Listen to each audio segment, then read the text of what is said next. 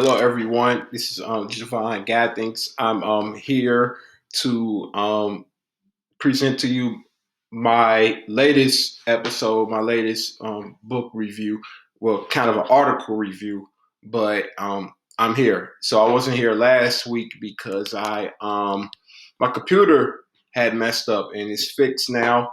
But I'm back to do what I've been doing, trying to be consistent with it. So let's get started. So the article I am reviewing, not a book, it's an article, and it's based around this tragic pandemic that's been going. And my thoughts and my prayers go out to everyone who is everyone in the world, affected, not affected people. My thoughts and prayers go out to you. In the article, if you can see, it's called Using, Coronavirus Will Change the World Permanently. Here's How. And it's an article from Politico. Politico is a very a valid source, so I'm not just pulling some article off the internet. I never pull anything off the internet or never read to you anything that's like shabby or kind of sketchy. But I'm reviewing this article because I want to us to begin to think as futurists. I'm taking a personal responsibility to be a futurist, meaning let's think ahead now. The pandemic is here. There's a plan in place, hopefully. But what comes next after that? Our world is going to change. Um, the financial systems are going to change in the world.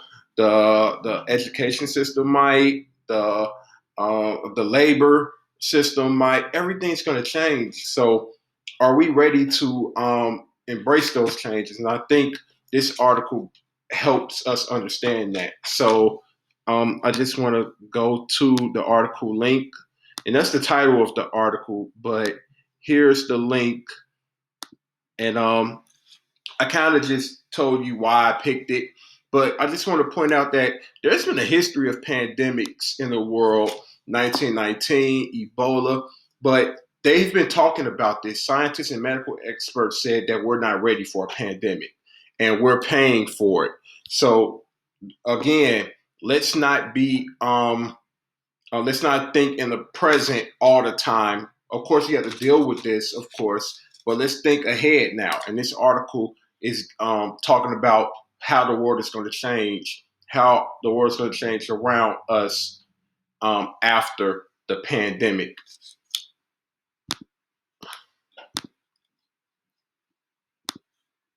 So real quick, so I got three categories. I label one is called the obvious, the other one is the not so obvious, and the third is, oh, we really need to talk about this. And the obvious is the obvious things that's going to happen, the things you know is going to happen right after this ceases. Because I'm an optimist, I think this is going to end.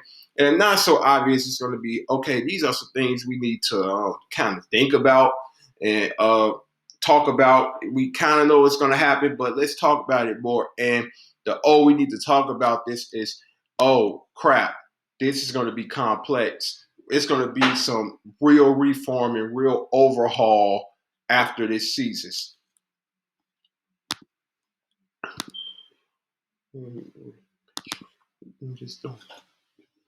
The new patriotism. So, what do I mean by the new patriotism? You're going to hear a lot of people thanking, and you already see it now via social media, thanking retail, grocery store, these delivery drivers, um, all these people who kept everything, who's keeping everything afloat. They're going to be thanked, and of course, healthcare workers. They're going to be applauded. The article stated that they will be applauded right next to like veterans and people who are serving the military. You probably hear people just say thank you for your service just because.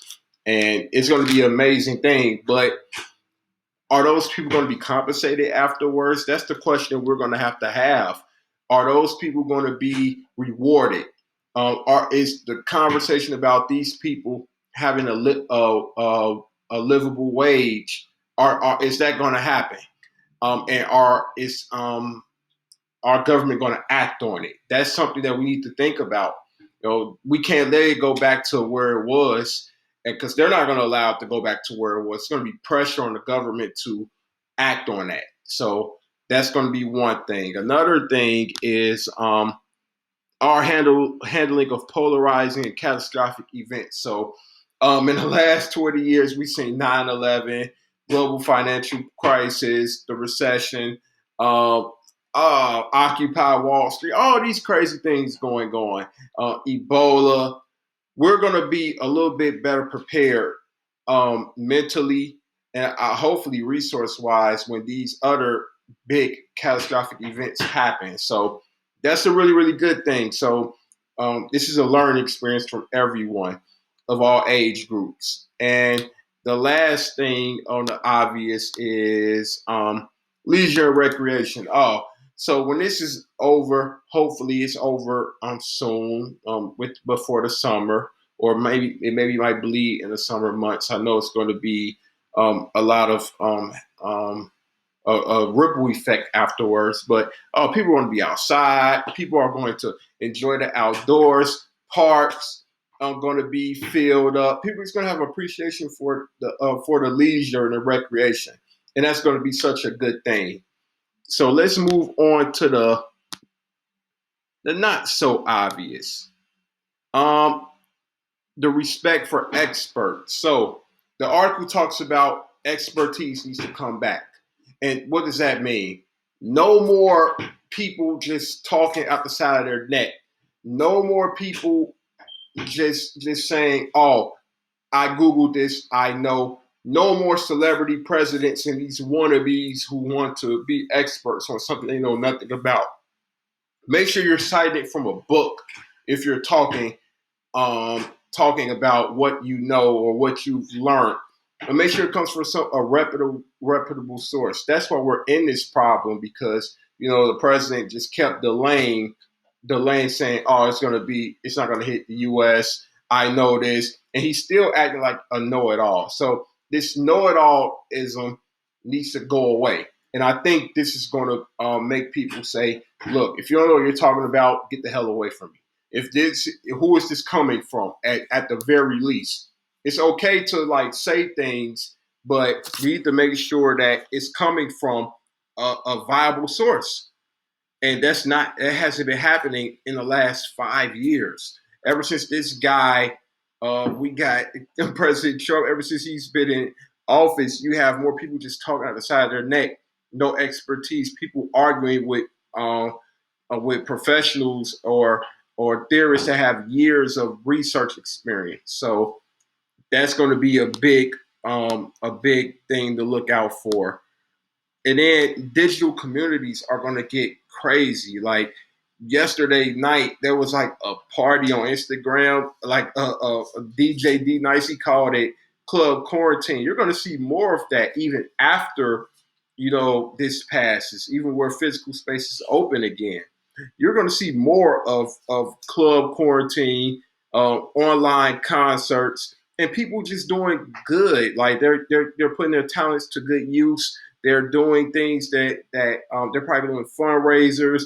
They're doing DIY projects. It's already big. Now it's going to become even bigger within these next few weeks, I believe. And then you're going to see more people thinking about how they can make money on the internet. And that's going to be something I'll talk about a little bit later. But that's going to be huge. So look out for more digital communities growing. So let's go to we got to talk about this.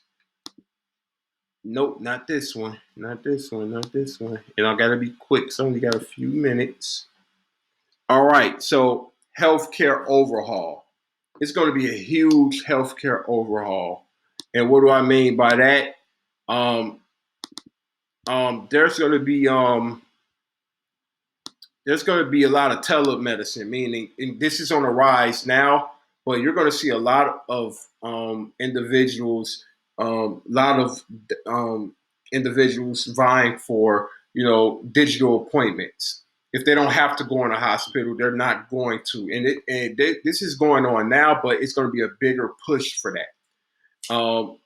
and it should be. If I got a fever, I should be able to, or a rash or something. I shouldn't have to go to the doctor for it. There should be some type of video conference where I show you my symptoms or show you where it comes from, and the doctor will be able to talk about it and things like that. So that's going to be on the rise. You need to look out for that. Less private sector intervention and more government intervention. The government needs to be more involved with the healthcare field and the medical field because it's crazy. Like the costs are extremely high. Um, as you see, we don't even have enough medical equipment, like things like body gear and face masks. So the government needs to intervene more because healthcare is one of the backbones of this country, and we just can't have private sectors people kind of dominating it. It's going to need more government intervention. Like for example, when a vaccine is being approved, we can't just wait to see is it going to make a profit. No, we need to get stuff out there like now. Just like how this push for the COVID test is going on. We need like the government to be on the private sector's butt about this. And then lastly, a push for affordable and high quality healthcare. Yeah, like healthcare needs to be more affordable after this. It needs to be affordable, and we need to make sure that it's consistently affordable around the board. But the thing is that I'm sorry. The thing is that can we pay doctors if this happens? So you hear a lot of people saying Medicare for all and things like that. That's great, but I think a doctor needs to continue to make the money they're making. So are we going to make sure that our doctors are making close to over the 100K mark, whatever they are making now? Are we going to make sure that stays consistent? Because that's a big thing. I don't want to see them lose money, lose what they've been making. So, also, government overhaul is going to be a big thing too. So, big government is going to need to solve problems. They're going to need to like stop doing this small government thing that Trump wants to do, cutting key positions out, hoping the private sector is dealing with things like, for example, they want to privatize the veterans affairs and things like that. No, government needs to be involved with that. And it's of course the end of the celebrity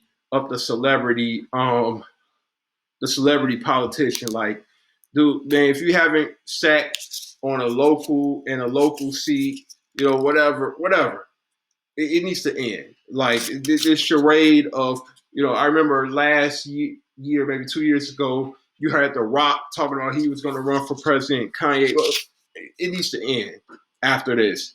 If you don't know what the hell you're talking about, just get away. Um, Also, the overhaul of even like things like the electoral college that can prevent things like that.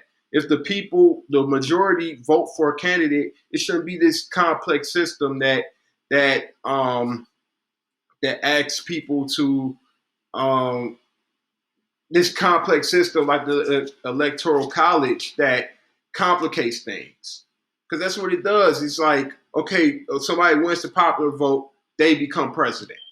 That's how it should be. Not, oh, well, this state has this or this state has that. It makes the process look rigged. I think I'm gonna have to make another video. So um, if I cut off, I'm gonna just begin another video. So just bear with me. And then elections need to be digital as well. You need to see more elections done from our phones and our devices. Like, come on with this. It's 2020. Why do I have to go in and do and vote when I can vote on my phone or just pushing voting through mail? And election day needs to be longer. As you can see, in Chicago, Illinois, there was a big issue of the elections. People worried about spreading the coronavirus and things like that.